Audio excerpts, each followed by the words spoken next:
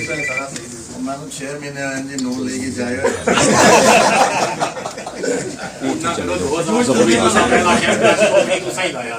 اعوذ باللہ من الشیطان الرجیم بسم اللہ الرحمن الرحیم شروع اللہ پاک کے بابرکت نام سے جس کے قبضہ قدرت میں ہم سب کی جان ہے،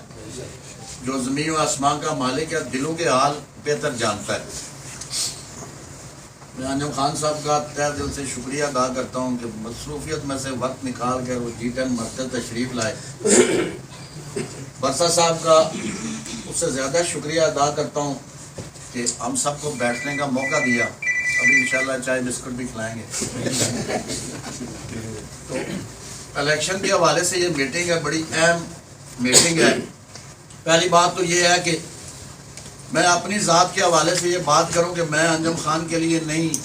الیکشن کمپین میں کسی کے پاس منت کرتا ہوں، جاتا ہوں۔ الحمدللہ 1 مہینہ سے میرے پاس جو بھی آتا ہے میں اس کو کہتا ہوں یار خدا کا واسطہ نون لیگ کو ووٹ دو، انجم خان کو ووٹ اس لیے دو کہ ہم نے اپنے مستقبل کے لیے، اپنے بچوں کے مستقبل کے لیے، کاروباری لوگ جتنے بھی ہیں وہ اتنے سخت پریشان اور کرم میں مبتلا ہیں کہ ان کو سمجھ نہیں آتی،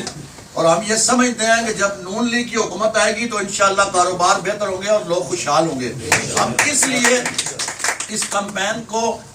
دن رات کوشش کر کے ہم لوگوں سے جہاں بیٹھتے ہیں لوگوں کو کہتے ہیں کہ یار خدا کا واسطہ ہے نون لیگ کا ساتھ دو اور نون لیگ کی حمایت کرو اور ملک کو بچاؤ۔ اس کے لیے میری برسا صاحب ہمارے قائد ہیں G10 میں، ہم ان کی سرپرستی میں سارے دوست موجود ہیں۔ میری یہ گزارش ہے کہ G10 کے چاروں سب سیکٹر کی کمیٹیاں بنا کر ان کی ذمہ داری لگائی جائے، پولنگ سٹیشن وائز وہ جو کمیٹی سب سیکٹر کی بنے وہ پولنگ سٹیشن وائز بھی کمیٹی بنے، ہر سیکٹر میں سب سیکٹر میں جتنے پولنگ سٹیشن ہیں اس کی الگ الگ کمیٹیاں ہوں۔ الیکشن والے دن polling agent, ladies polling agent, ایک ایک ووٹر کے پاس جانا ووٹنگ لسٹ کے مطابق۔ G10-4 کے کچھ دوست صبح میں نے آج 2 دوستوں سے ملاقات ہوئی تو انہوں نے کہا جی ہمارا ووٹ G10-3 میں ہے۔ اسی طرح میں خود H13 میں رہتا ہوں، میرے ووٹ G11 میں، میرے کزن ہیں وہ پنڈی رہتے ہیں ان کے ووٹ G11 میں۔ اس طرح بہت سارے لوگوں کے ووٹ ادھر ادھر ہیں، ان کے ووٹنگ لسٹ کے مطابق ہر ووٹر کے پاس جانا اور اس سے جا کر رابطہ کرنا، آپ کہاں ہیں، کس طرح ہیں، کدھر ہیں، ان کو ووٹ لا کے ووٹ پول کرانا، اصل کام یہ ہے۔ تو اس لیے میری برسا صاحب سے یہ گزارش ہے کہ انجم صاحب آ گئے ہیں، الحمدللہ کمیٹیاں بن گئی ہیں، لیکن آپ نے یہ مہربانی کرنی ہے کہ کل G10-1 کے ذمہ داران کو پہلے ایک ٹائم بلائیں، دوسرے ٹائم 2 کے ذمہ داران کو بلائیں، 3 کے بلائیں، 4 کے بلائیں۔ ہمارے یہاں چودھری سعد راشد گجر مرکز کے ذمہ، یہ ان کی ڈیوٹی ہے، یہ کوشش میں لگے ہوئے ہیں کہ کس تاجر کی کس جگہ ووٹ ہیں، کس